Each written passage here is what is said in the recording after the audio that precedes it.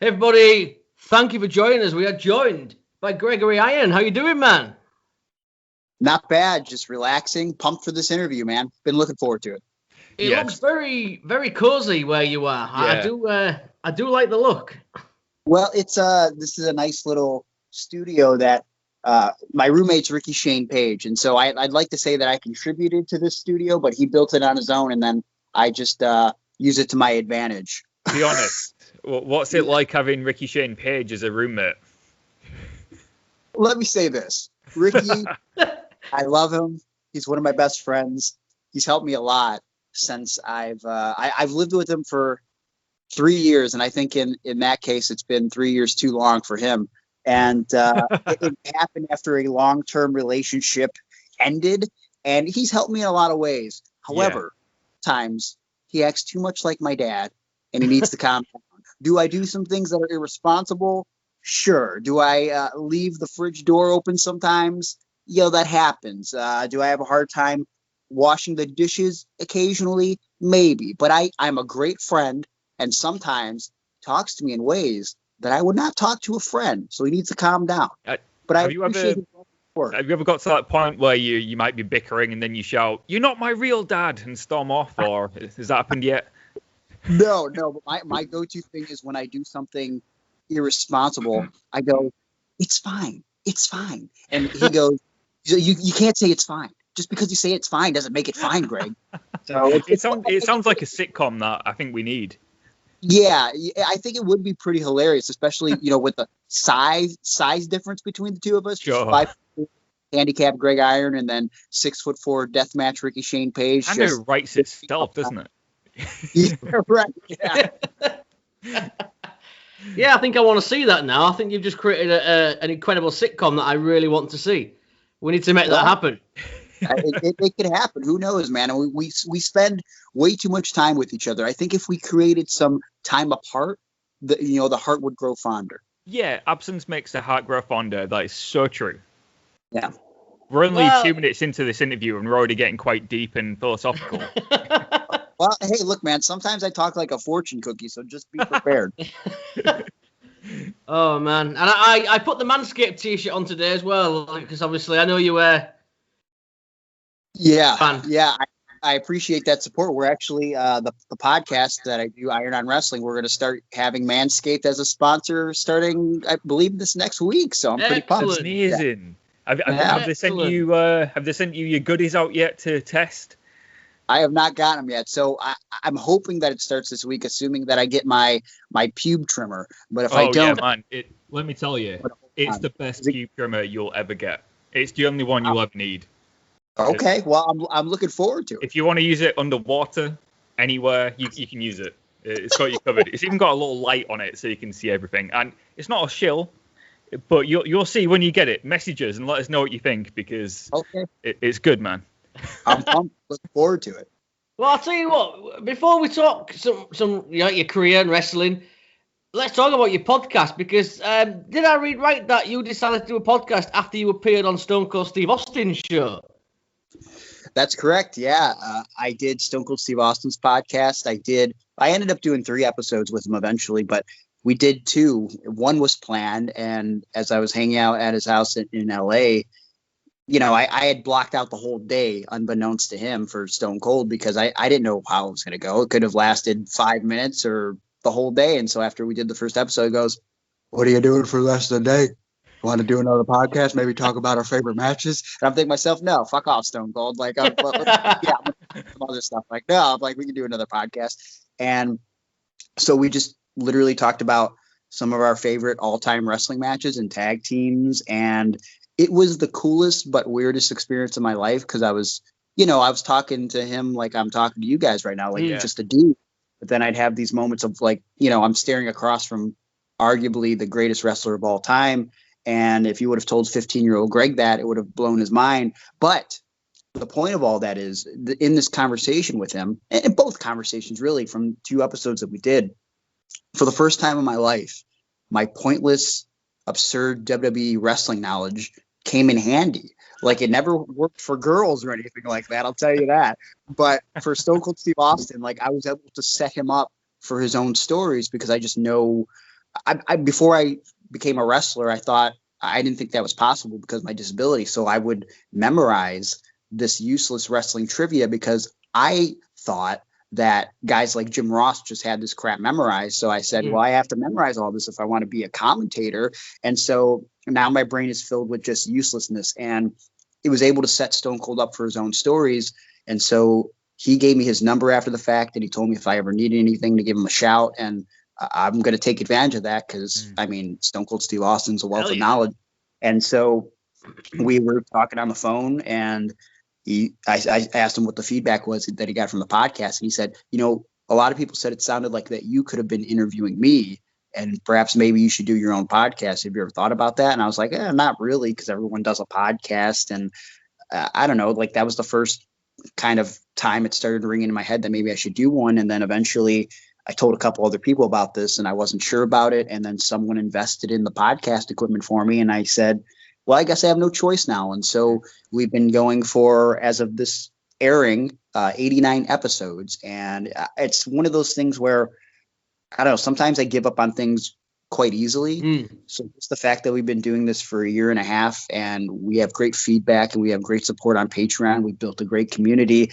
And most importantly, I think we just have fun, and I have great conversations with my friends, kind of like I'm just having a great conversation with you guys right now. I think that's the most important thing. We're creating cool content for people.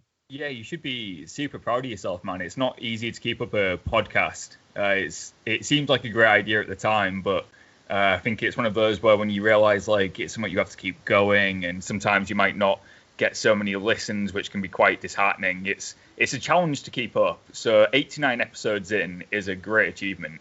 And can you tell us where it's available? Because it's something I'm going to check out, and I'm sure there'll be people who haven't had the chance yet. I've just had a look now. I know it's on a Player FM, but I'm guessing it's on Spotify, iTunes, everything. Yeah, all major podcasting platforms you can find the podcast. And of course, if for some reason you can't and you want to check it out, you want to pay me as low as $3 a month, you can go on Patreon at patreon.com/irononwrestling, where we actually provide extended episodes of the podcast, as well as they drop a day early. It usually drops every Wednesday, but I try to get them out by Tuesday. And we have tons of bonus episodes that we do for our Patreon subscribers. So probably just on Patreon, we have maybe 125 episodes, if not more. So it's pretty, yeah. Well, I am subscribed, and I'll be honest with you, I am not signed up to anybody's Patreon. I'm going to make you the first today. I'm going to sign up. And Callum knows how tight I am with my money as well. I never thought I'd hear those words come out of Jamie's mouth. That he'd say. I'm going to do that tonight. I'm surprised he knows what Patreon is, let alone signing up to it. I'm honored and I'm privileged. Thank you. Well, I was checking out an interview you did last night. You interviewed Danhausen. Yeah. I was doing some research because we're actually speaking to Danhausen later today. So I was doing a bit of research. I mean, how did you find Danhausen, the character? I mean, he seems to have taken the wrestling world by storm. Yeah, Danhausen's a great guy. And, I knew him before he started doing the version of Danhausen that we know today. And so, I don't know, like, he's always been a good guy, just a genuine human. And I could see that the buzz was growing, and I was just starting the podcast. I think Danhausen might have been I think he was in the first 10 episodes somewhere in there. And I just happened to be in Michigan, where he's from. And I said, hey, would you want to do my podcast? And knowing that the buzz of the character was taken off, I was like, would you want to do something where you're not talking like Danhausen? And he's like, yeah, I would love to do that for you because you have a great platform, and we're genuine friends. And so we sat down in a Denny's, and they let us set up all of our podcasting equipment, and they didn't bug us. And we just talked for like an hour and a half, whatever it was. And it was his first real out of character interview. And I think people learned a lot about Danhausen. I learned a lot about Danhausen that I didn't know. And it was a real bonding experience, which, again, is one of the best things that I love about this podcast. Here's a guy that I see every show, and I talk to him, and we're friends. But I feel like because of our conversation that night, our friendship grew stronger, and I talk to him on a regular basis. And I can't be prouder of what he's accomplished over the past year or so, just being a self-made man. It's we all have the ability and multiple platforms in which to do so in professional wrestling, but it's sometimes just taking a risk on yourself and maybe even stepping out of your comfort zone, or what people deem the blueprint to be successful in wrestling. And I think Danhausen did that. I think he was trying to be something that he wasn't based on success he saw in other areas or what people told him. And then at the moment that he decided, you know what, I don't give an F anymore, I'm going to have fun, that's when he became successful. And I think that's key. Yeah, absolutely. And you hit the nail on the head. It's when he started to have fun and be true to himself that he really took off. And he's one of these people in wrestling who, I know we've said a few times, the character of Danhausen, but he's one of the few people that I refuse to believe is a character. Like, he's one of those where, like MJF, for example, when you see him out of character, it seems weird. Like, I don't like thinking that MJF's a nice person in real life because he's so good at being a bad guy. With Danhausen, I just like to think that's him 24/7, 365. Makeup, speaking like he does. I can't imagine him being any other way. I know you know him personally, but he's so good at his character. It's all praise to him. He's done such a good job of making something people are so interested in. I feel like a lot of people forget he's actually great in the ring too, because his character is so good. For sure. Yeah. And like I said, it's just, he took elements of himself, but elements of things that inspired him and that he loved to create the first Danhausen. And I think that's super important. You don't have to blatantly steal something else to be over. Like, you can take pieces of things that you love in life. I think that's important in wrestling, but also in whatever it is that you do. You use other things and other medias to inspire you and keep you going and create something that's totally your own.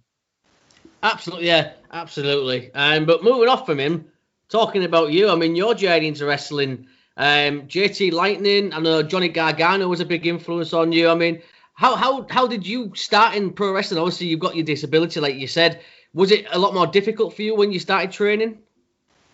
I think it was difficult for me in terms of in my own brain, and I think a lot of people think that it was difficult because I have this disability, but in many ways, I think it was difficult because I was my own worst enemy and I had never done anything athletic in my life before wrestling. I was always the kid that when I would try to play sports in school, I was picked last.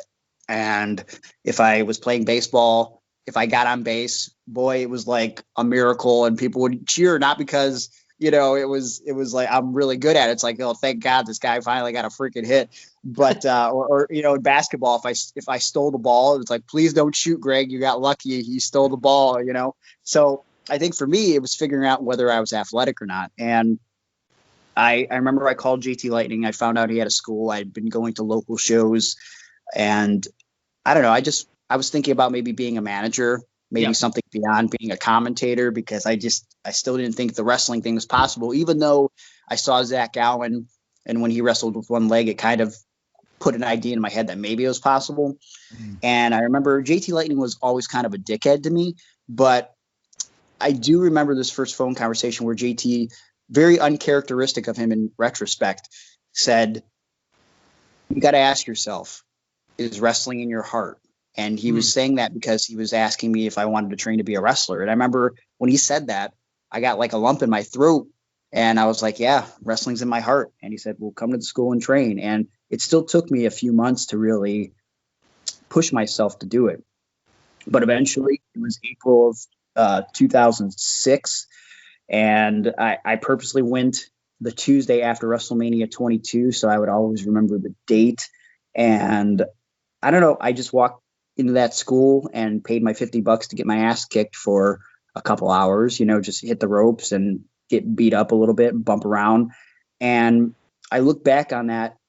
And even if I wouldn't have been successful as a wrestler, I think just that story of me walking into that school and trying is very important because so many people, let's just keep on the example of wrestling. There's so many people that walk up to me at shows, like fans at tables and stuff, that always have a reason why they didn't become a wrestler. They feel like they have to justify it to me. Like, I was going to be a wrestler myself, but I got this elbow injury, and then I had to take a couple weeks off, and then I had a baby, and then just life.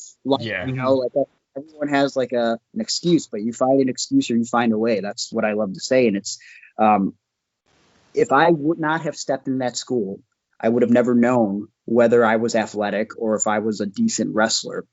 and I would have always lived in regret. And that's something that failing is far less crappy than regret, because we all have things that we regret. And I'm glad that I don't regret the wrestling aspect, because it's not only it hasn't brought me a lot of money, but it's made me maintain a decent living from wrestling. But also, and I think more importantly, I've gotten life experiences and friendships and relationships out of pro wrestling that I would not have gotten had I just stayed on the path of life in which everyone wanted me to go, which was, go to college, which I tried for a semester. And there was just something in my brain that said, I need to try this wrestling thing and at least get it out of my system.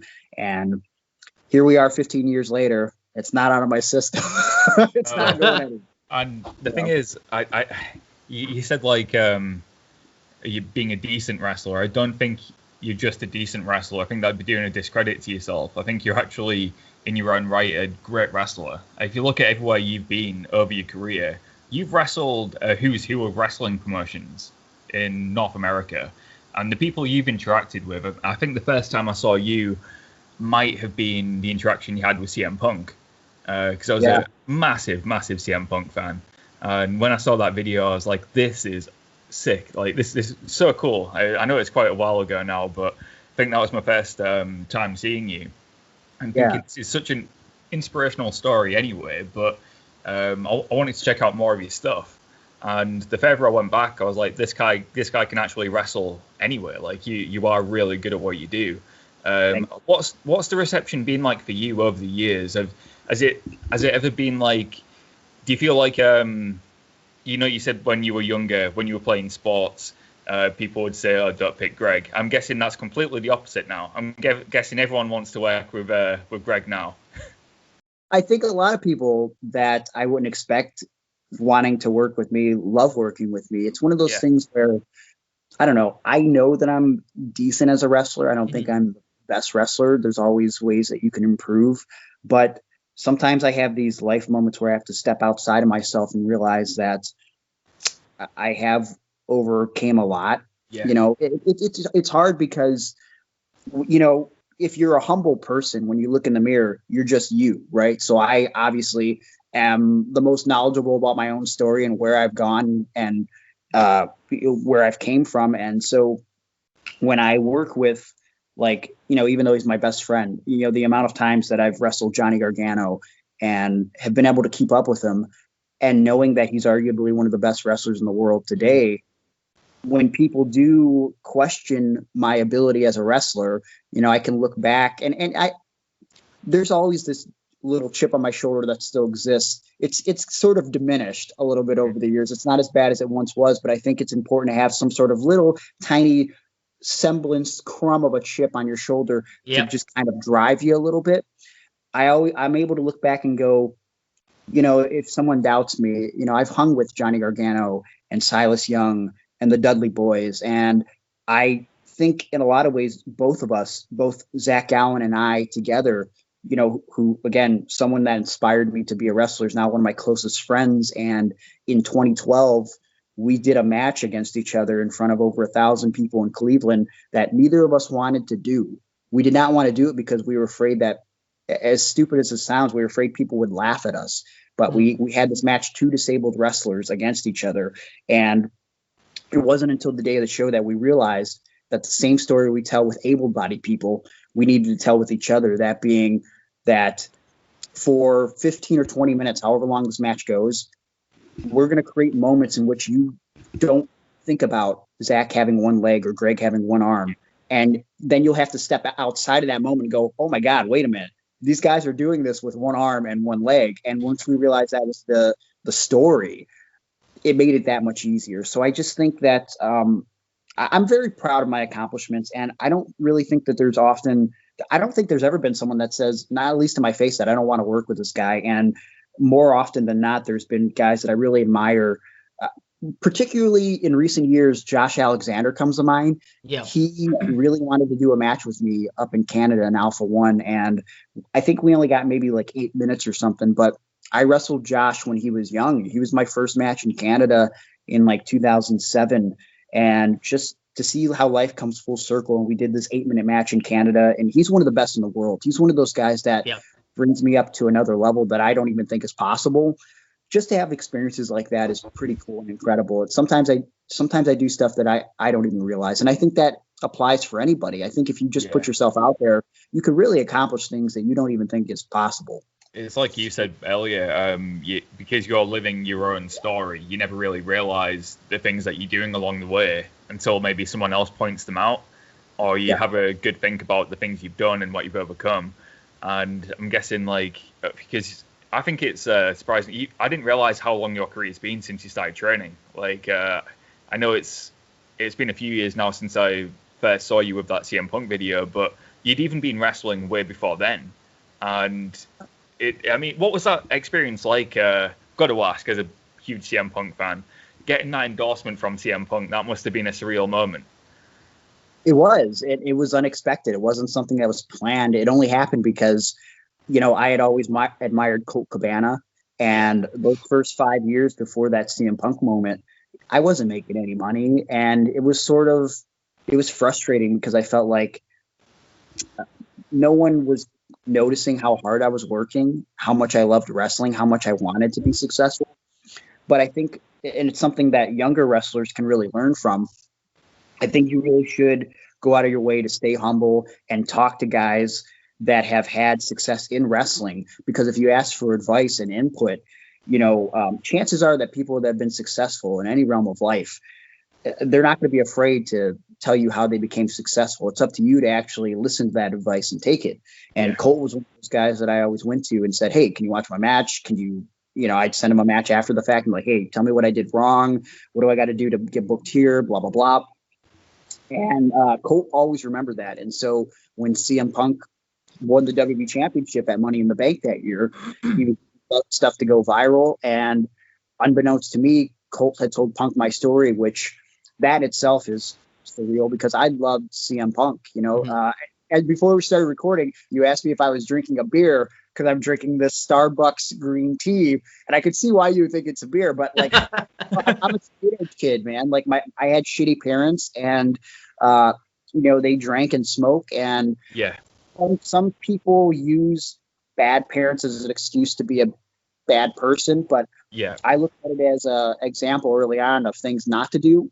And so I don't drink and I don't smoke. And when I saw CM Punk for the first time and saw a guy that was doing something like wrestling that I loved, I was like, oh man, this guy makes me feel better about not drinking and smoking. So you fast forward. I feel bad now, man. CM Punk's one of my favorite wrestlers, right? And do you know what I took from CM Punk?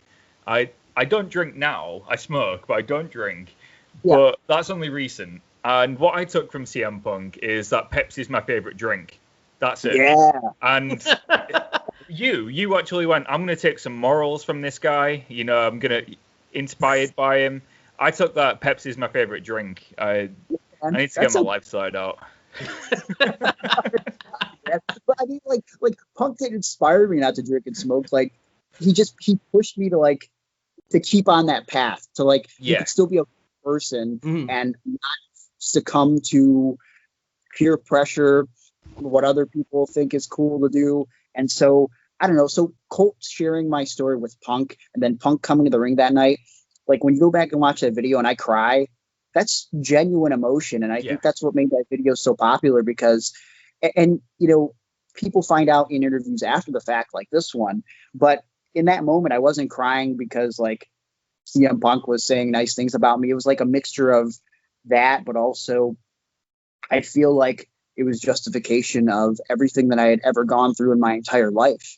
The bad childhood, people mocking my disability, not being sure if I could be a wrestler, not sure if anyone even saw how hard I was working. In that moment, it was that I realized that even if I didn't go any farther than that, at that moment in time, the best wrestler in the world said, "You're effing awesome." Mm-hmm. And no one could ever take that away from me. And that was pretty powerful. Yeah, the WWE champion said he's proud of you and how awesome you are. I mean, like you said, doesn't really get much bigger than that, the endorsement from a WWE champion. And those words must have stuck with you afterwards because you kept wrestling. And like I said, you've wrestled everywhere. Yeah, when we do our research, I was like, I already know a few places you've wrestled, but looking at the history of where you've wrestled, it's like I said, it's a who's who. What has been like your favorite place to work over the years? I know you've worked everywhere, but what's been the best place you've had where you've really been able to be yourself, get involved with storylines, have the great matches? Is there anywhere that stands out? I would have to say Alpha One Wrestling up in Canada, run by Page. I just, Ethan Page is an underrated mind in professional wrestling. He's another guy that has really, he's a self-made man. Yeah. And, you know, far too often in pro wrestling, I feel like promoters overcomplicate booking. Most bookers, I say that in air quotes, they don't know how to book. Yeah.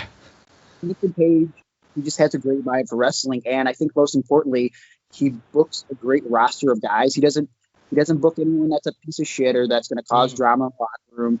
And he gives everyone, even though he's creating the storylines, he gives the guys a lot of creative input in the stories. And I don't know, I hadn't been working in Canada for a couple years. I used to work for Smash Wrestling, and for whatever reason, like, that booking just kind of vanished.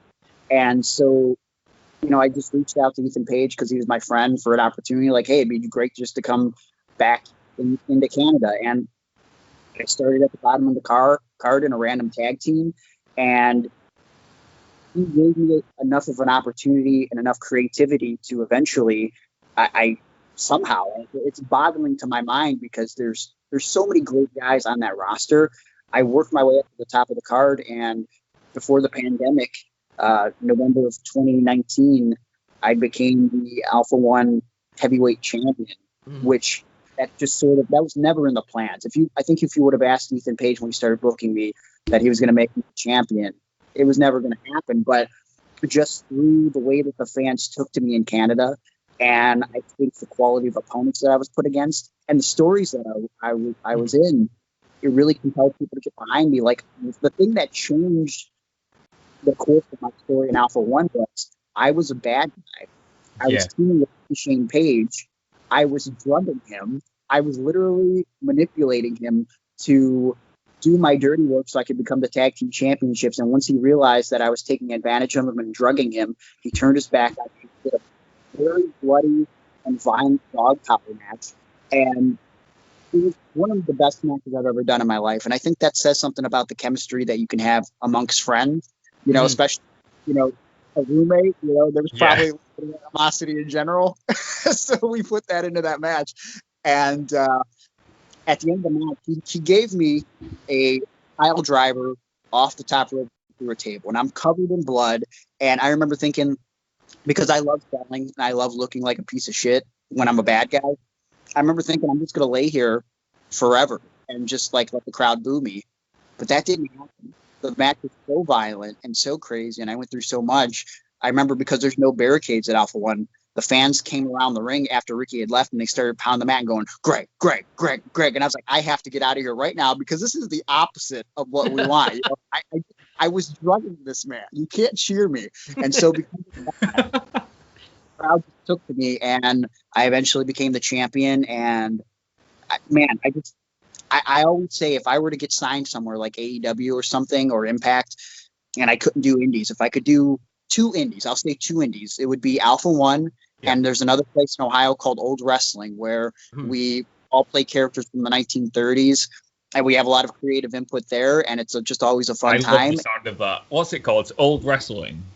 Old Wrestling, OLDE. Got to look it up. It's created by Marion Fontaine, who's an Ohio guy, but he's done stuff for other promotions like AEW over the years. But I think he's one of the most underrated minds in professional wrestling, and he just wanted to create something fun.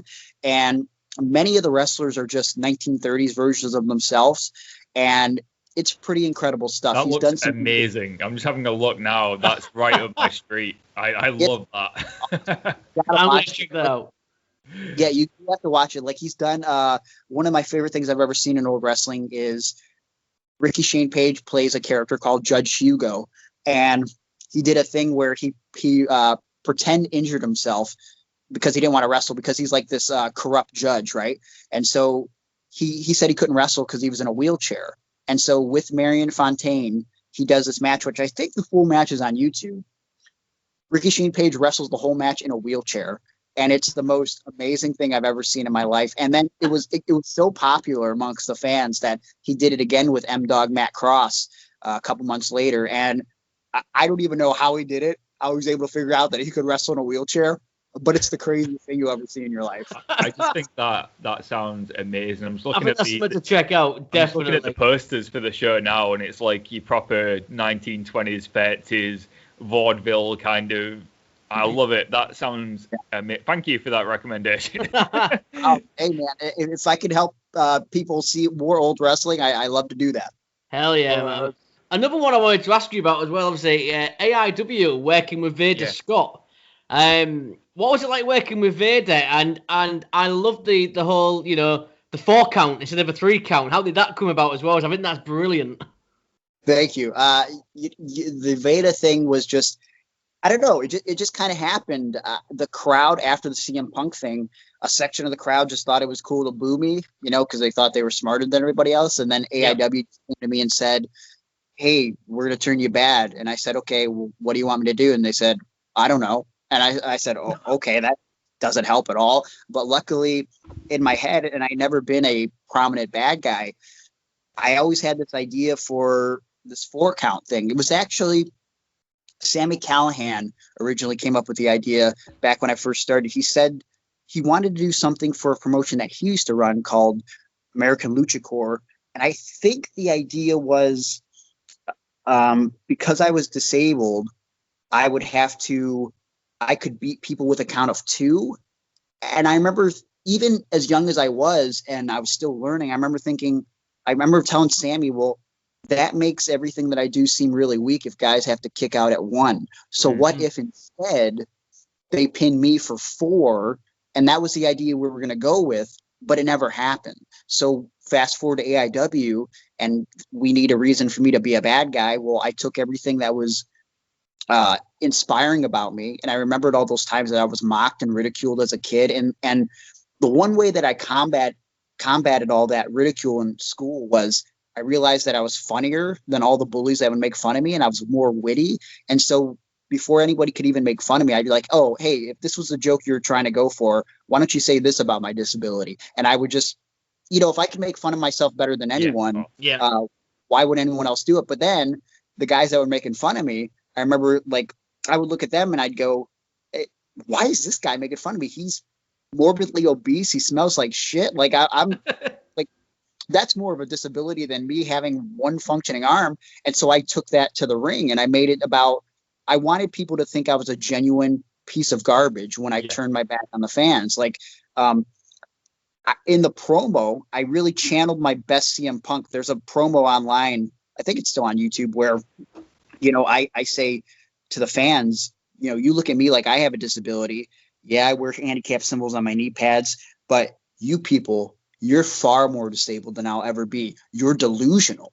And you know what I mean? Like in my head, it's like, judge me in the crowd because I'm this white meat baby face or whatever, but I'm doing something that you will never do because you don't have the guts that I do. So I took everything that was inspiring about the character and I flipped it on the fans.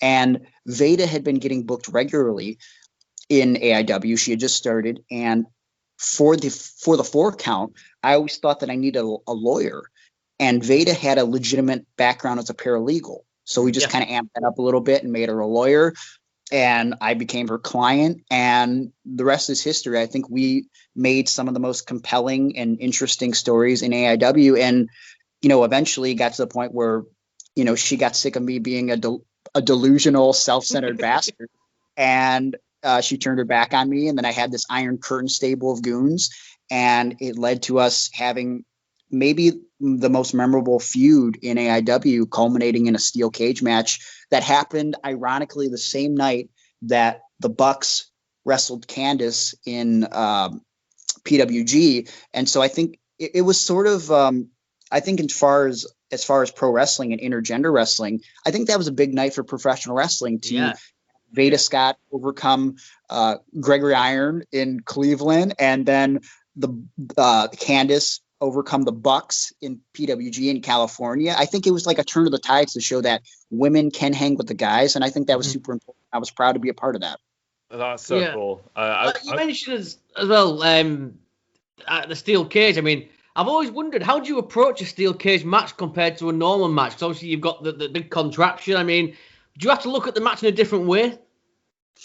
Yeah, and also, Veda, much like me, is not the most athletic person in the world, and I'd always wanted to do a steel cage, but I also like thinking outside the box, and sometimes with my disability, I have to think even further outside the box. And so, I mean, I really put a lot of thought into that the night before and thought how we could make this unique and different. And sometimes you have to do things that I use the comparison of Mick Foley in the Hell in a Cell in '98. He was afraid that he wouldn't be able to top HBK in the original because that's a hard match to top, right? And so he did something ridiculous like falling off the cell. So I felt like to make this match better, we needed maybe a little bit of smoke and mirrors, but also not that I got thrown off the top of the cell or anything or the top of the cage, but we inserted Dick Justice dressed as RoboCop to try to save me. And I thought that was ridiculous. And we did it. I didn't think about it at the time, I guess, is a big spot, but we do a spot in the match where, and I really wish that I would have thought this out a lot more. I was hanging from the top of the cage and Veda was also on the top of the cage. And she does something where she kicks my foot out from under me. And then she knocks my hands off the cage so I can't hold myself anymore. And I crotch myself while hanging from the top of the cage. And then so I'm probably about a good 6 or 7 feet above the top rope. And mind you, it's already hard enough to crotch yourself when you're standing on the top rope, but I did it falling onto the top rope. And keep in mind, I have to catch myself with one hand. I'm not catching with two hands. And so if you go back and watch that match, when I do it, it probably gets the biggest of the match because everyone knows what that feels like. So that's very important in pro wrestling. But also, if you watch closely, when I hit the rope, one of my nuts definitely did not feel good when it hits. And so my leg does this twitch that is not me selling. It is oh my God, that really hurt my testicle type sell. So I think we told a great story. We did some ridiculous stuff at the end of the match. Veda, we ended up setting up a table on top of the cage and Veda jumps off the cage onto me. And I just think it was very memorable and people still talk about it to this day. In fact, I'm very proud of the fact that through social media, we got people emotionally invested. And some people that have never seen one of the matches we did, they talk about how they love the story between me and Veda. And this was back in 2014 when people weren't really using social media for storylines. So I'm really proud of that too. Absolutely, as you should be as well. I mean, I think I'm gonna have to go and watch it again. But another match that got a lot of praise, and it's one of Callum's favorite companies as well. Lince Dorado, Chikara. I mean, what was that like working with Lince? Lince's another one of those guys that I always talk about that. He really brought me up to another level, especially at a time when, I definitely wasn't at his level. I was given an opportunity through Mike Quackenbush after I wrestled him in 2008. And I just bugged him for 2 years. And that goes back to, again, younger wrestlers. You just got to stay humble and stay persistent. You don't annoy someone, but every few months I'd reach out to Quack and I'd go, hey, is there anything available? And eventually, when it was leading up to the Young Lions Cup in 2010, he reached out to me and he said, hey, I had a guy get hurt. It's not going to be available. Are you available for this day? And I said, yes, which was a lie. I had some shitty booking in Ohio. And I was like, you know what? I'm going to cancel this booking. I think Chikara's a better opportunity. And he put me with Lince, and just Lince brought stuff out of me that, I didn't think was possible. And I look back at that as one of my fondest wrestling memories. When I come out for that match, if you guys have seen it, I get no music and no one knows who I am. Mm-hmm. And by the end of the match, I get a standing ovation. And I was really proud of that. And it was one of those things where, I wasn't expecting that. I mean, I think if you're a humble person, you're not expecting, I think at the end of this match, I'll get a standing ovation, But it was humbling. And Lince made me that night, and he was the one that created the opportunity for me to get a spot in Chikara for the next couple of years. I mean, I don't think if I would have been paired with someone else, I don't know if I would have got a regular roster spot at Chikara, honestly. And I'm super thankful for that. And it's clear, why Lince is in the position he's in today, working for WWE, because he's one of the best at it. Oh yeah, absolutely. I couldn't agree more. He's one of the one of the cruiserweight signings that was a few years ago when he signed with WWE. I was so happy because looking back at his career, and especially in Chikara, I always thought he's going to be a big deal. And then he had that horrific injury. We didn't know if he was going to come back. Finally came back, and now he's with WWE. And I think he's done so incredibly well for himself. But even in Chikara, you could tell this guy's going to go far. And I think he's got the best shooting star press I've ever seen. It's really great. You know, when I was a kid, Billy Kidman was the first person that a lot of us saw do the shooting star. I remember as a kid thinking like, wow, that move's great. But then you see people do it not like Billy Kidman. You're like, yeah, star. I get what you mean. Looking back at Billy Kidman's, it's like, don't get me wrong, looks like it hurts. But in terms of execution, Kidman always used to go to a side and maybe land on their legs. Whereas like Lince Dorado does this beautiful flip, and it's almost like it's in slow motion, and it just looks so pretty. And I know the point is it's meant to look like it hurt, but Lince's does as well. Whereas, like you said, when you look back at Kidman's, you're like, was it only impressive because it was the first one I saw? I think that's the case, but you know what? It did bring upon one of my all-time favorite underrated storylines where Kidman did the shooting star, and I think he landed on Chavo or whatever, and he hurt him. But then like it sort of set up the heel turn to feud with Paul London, and I was really to see Paul and Billy Kidman get a program with each other on a pay-per-view. I think it was No Mercy 2004 or something. It was a great match, and it goes back to show you too, like we're getting off on a tangent here, but if the brand split was done correctly, I think it was done pretty well back then to where I don't know if Billy Kidman and Paul London get a featured program if there's a overdone roster without a brand split, Yeah, absolutely. I don't think they'd have had that chance. And I remember being absolutely livid. Billy Kidman back on. I was about 15 when that feud was going off, and 15-year-old me thought it was real funny because I remember Billy Kidman quit after that injury he gave Chavo because he felt so bad. 15-year-old me used to call him Billy Quitterman, and I thought it was really funny at the time. I love that. But yeah, absolutely great feud. But yeah, that's what we do on this podcast. We have a tangent. We talk about stuff and we have a tangent. I'm glad we went through a bit of Ruthless Aggression era, Billy Kidman, because I can see you've got Batista on your shirt there. Hey, listen. I was hoping this might come up because not only like I love vintage shirts, this is a bootleg shirt, which makes it even better. This is why I love this shirt. Are you ready for this? Check this out. See what that's Batista Frog Splash. Frog Splash. It was some random incredible shirt. And when I saw it, I was like, why is this bootleg? Like, it just looks crappy. And then when I saw the word Frog Splash, I said, buy now, because it's so dumb. Like, it was almost like they had created it during his feud with Eddie. And instead of putting Eddie on, they were like, yeah, Batista. And what is his move? The Frog Splash? What? So dumb. I love it. That's the best bootleg shirt I've ever seen. Batista Frog Splash. I don't think I've ever seen Batista do anything that would be close to a Frog Splash. No, I think Batista would appreciate that shirt. I think so. I think I need that t-shirt for Callum, because Callum would wear that, wouldn't you? Oh, every day.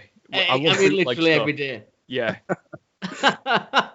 Well, before we start to wrap up as well, I'm going to ask you, so we're in the pandemic. Indie wrestling has kept on going. I mean, how important do you think that's been for the indies to keep on going? I think it's a pretty powerful thing that we've been able to press through this and kind of work around the situation and do it in a safe manner. And, I'm super thankful to be one of those guys that has kind of been busy through it all, especially doing the 440 thing with Ricky Shane Page and Eddie Only and Atticus Cogar and Eric Ryan. It's kept me busy in GCW, so I'm thankful for that. And again, I think it's important in wrestling to always reinvent yourself and do something different. And I think, I've been the leader of a bad guy group. I've been the white meat babyface. I've been the guy on top, the dude on bottom, someone in the middle. It's nice to be like the little lackey in this bad guy group right now and just kind of be I'm like the snitch piece of garbage, like I talk big and bad, but if Nick Gage steps up to me, I'm gonna be like, no, Ricky shouldn't pay. Yeah. I'll give him immediately. Like at one point, I think in the storyline, like just so Nick wouldn't beat my ass, I ended up giving him Ricky's King of the Deathmatch trophy just to like leave us alone. And so that's the type of character I am. So I love doing that. But I think I don't know. I think it's pretty inspiring to see like how a lot of the guys have come together just to create something entertaining for the fans, especially, at times when we've had to do stuff with no crowds. Like GCW just did that 24-hour show with no actual fans in the building. I mean, there were people that were on staff that sort of created crowd reactions and stuff, but just the fact that we're still able to be creative and create things for people to be entertained through a time where there's a lot of uncertainty. A lot of people are going through catastrophic things, losing family members, losing jobs, their financial situations are in question. I think at any time in life, that's been probably one of the most powerful and underrated things about pro wrestling is the ability to create an escape for people. And I think just the fact that we're able to still do that during the time, a time in which none of us have ever experienced and hopefully we never experience again, I think that's pretty powerful. And I think the worst is over, I'm hoping, and we're right around the corner from things going back to normal or whatever the new normal looks like. And I think it's also important to say, for anybody who doesn't want to wear a mask, like I'm not a big fan of wearing the mask. I wear it, you know what I'm saying? But like, it's not my go-to fashion statement. But I think what's most important is that if it keeps people safe and it keeps people comfortable, just wear your mask. Because I don't know how it is over there for you guys. There's nothing worse than when I walk into a gas station and some middle-aged white man is in there and he just refuses to wear a mask just because he thinks he's big and bad and doesn't want to give in to the tell me what to do. This is a free country. Yeah. I just want to punch him in the mouth because I'm just like, I don't want to wear this mask either. But like how selfish of you to not want to keep other people safe and just be this piece of shit bigot that probably voted for Donald Trump. I'm not going to get political. I'm not going to, but just wear your freaking mask. It's better for everybody. Yeah, it's the same over here. We have them over here. I mean, we're on lockdown till at least the 8th of March, but the numbers are going down really well. The vaccine's been rolled out. Numbers are going down. You still get the idiots, the anti-vaxxers and stuff, but we're not too different. Not to get political, the US and the UK are very similar in a lot of ways, especially when it comes to stuff like that. So we feel your pain. Good. I will finish on, actually. You mentioned Fight Forever. What was your experience like of being a part of that? 'Cause I know you went, you fought Mance Warner, if I'm correct. What was your experience like? At what time did you wrestle? I got lucky and we wrestled at 4 p.m. That was the 440 block. It was at 4. Yeah. And it was cool, man. We redid the WCW Sold Out 97 video and we got Eric Bischoff on board. Yeah, we saw that. It was brilliant. So it was really cool. And again, it was just another one of those surreal life moments. Like I loved Eric Bischoff as a kid and I maybe this is weird, but I cannot tell you how many times I watched his debut promo in WWE. Like, I would watch that repeatedly as a kid because I just thought it was one of those, and looking back at it, it was one of those last real shocking moments watching Raw live. And when he pops up and walks up to Booker T and shakes his hand, it's back when you still had to call your friends, And so I moved my best friend in high school, Andrew, being like, holy shit, dude. I'm pretty sure Eric Bischoff's about to be the general manager, And so to fast forward, and now I'm a wrestler, and now Eric Bischoff is mentioning my stable. Like what? Surreal. That's as surreal as it gets, I imagine. Yeah. Eric Bischoff. So that hour we did, I think it was, I'm a little biased, but I think it was the most creative hour because we utilized the ability to interject videos in a live stream. We put in a couple promos, which not a lot of people did. And I think on a show where, for the other 23 hours, a lot of guys were doing a lot of the same stuff. I think we did something different. And I hadn't wrestled Mance Warner since I had one of his first matches about 4 or 5 years ago in Indiana, and to see how far he's come, and just to know that he was bringing it that night, because, not wrestling every weekend like I was before, I haven't had in the last year a real hard hitting match. Yeah. And right from the get-go, he hits me with the first chop. I was like, all right, mother effer, like, we're going, I guess, right? And so just towards the end, we had like a punch exchange that was just like, he was clocking me and I was clocking him right back. And I'm not one of those guys that likes guys to be unsafe, but I don't mind being snug, and so I just like that everything was there and I could feel it. I could be in that moment, even though there was like 15 people in the building watching. And I think it was an overall good experience. And I think most importantly, it was great for all the guys that got a payday out of it. I think that show ended up raising a grand total of like $54,000 for 125 pro wrestlers. That's and so good. So for guys that haven't been working, for a while, it was nice to walk away with a few $100s in your pocket, so it was a good experience overall. And I think it was pretty historic just to be a part of something for 24 hours straight like that. I think it ended like 24 and a half hours or something like that, but it was pretty cool. I hope it happens again, honestly, or maybe next time it'll be a week-long show or something. How do you top a day? You've got to go bigger next time. If we could have a crowd too, that would be nice. If we could have like a jam-packed crowd, right? Oh man, a 24-hour show with a crowd where the crowd can just come in and out as they want. That would be sick. Yeah. I would love it. Yeah. Well, I know for a fact me and Callum would be on the first flight out if that was happening. I'll tell you that right now, because we absolutely loved it. It's shows like that make you realize why you love pro wrestling so much. Yeah. And it was a pleasure to watch. I was sat on my sofa. I had the weekend off work, and literally, it's all I watched all day was Fight Forever, and I loved it every second of it. Cool. So cool being able to just tune in at any point and there's wrestling on.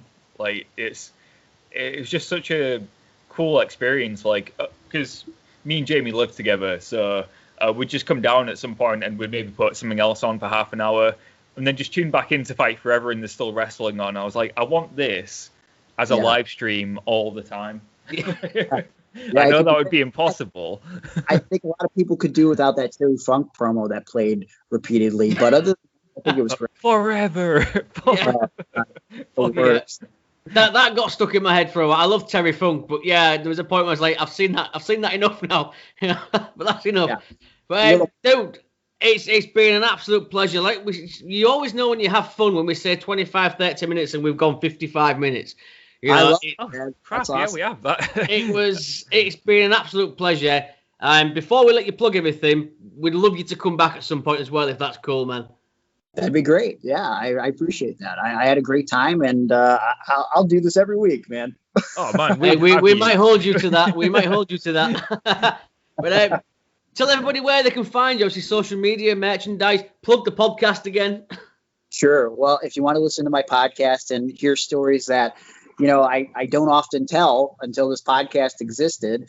I talk about life stories, pop culture stuff, obviously pro wrestling, and I have candid conversations with some of my closest friends and people that have become friends after the podcast. That's Iron on Wrestling, which you can find on social media at Iron on Wrestling on Twitter and Instagram and Facebook. And new episodes drop every Wednesday. And if you're interested in extra content, that includes audio and video, Zoom chats that I do with Patreon subscribers, $5 and up each and every month. You can pick a bonus subject. I'll send you stuff in the mail. There's patreon.com/Iron on Wrestling. It's a great time. It's a great community of wrestling fans. And of course, you can find me on social media at Gregory Iron on Twitter, at Gregory_Iron on Instagram. I'm on Facebook as well. And you can buy any merchandise from me at ProWrestlingTees.com/Gregory Iron. And I'm on Cameo. So if you want me to give you a Cameo shout out, Valentine's Day is on the horizon. If you want me to break up with someone for you and make everything really awkward, I'm available for that too. Happy birthdays, all that good stuff. Hit me up. Amazing, man. Well, I'm a man of my word. I'm going to get Callum to show me how to do Patreon, and I'm going to sign up. It's because I'm a technophobe, so he'll have to do it for me. But I'm a man of my word. I'm gonna do it. But for now, Gregory, it's been an absolute pleasure. You are a wonderful, wonderful man, and it's been an absolute pleasure to have you on. Everybody, Gregory Iron, thank you so much. Thank you. Appreciate it.